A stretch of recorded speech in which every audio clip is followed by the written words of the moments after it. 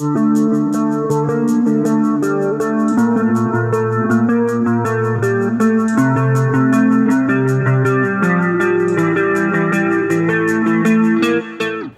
করে নায়িকা পূর্ণিমার প্রেমে পড়েছেন শাকিব খান।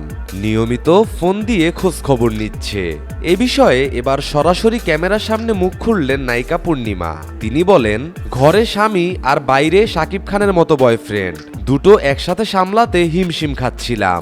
তাই শাকিবকে আমার পিছনে ঘুরতে মানা করে দিয়েছি।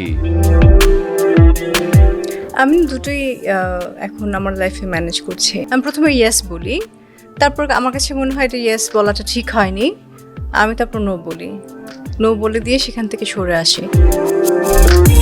সাংবাদিক পূর্ণিমাকে প্রশ্ন করে, আপনি মানুষ হিসেবে কতটা রাগী, নিজেকে 10-এ কত দিবেন?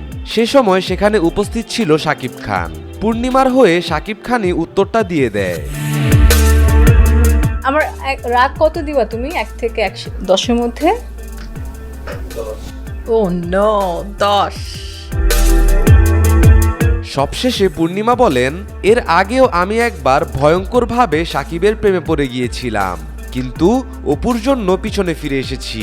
এমনকি এ দেশ ছেড়েও আমি চলে গিয়েছিলাম। খুব একটা কষ্ট হয়নি, কারণ আমি ভেবেছিলাম যে আমি বাইরে চলে যাব, সেটেল হওয়ার জন্য অস্ট্রেলিয়া চলে গিয়েছিলাম। তো ওখানে 1 মাস থেকেই বুঝেছি যে কেমন কষ্ট।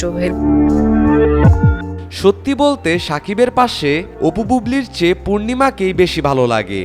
শাকিব যদি ওই দুজনকে বিয়ে না করে প্রথমেই পূর্ণিমাকে বিয়ে করত, তাহলে তার সাংসারিক জীবনটা আরো সুন্দর হতো।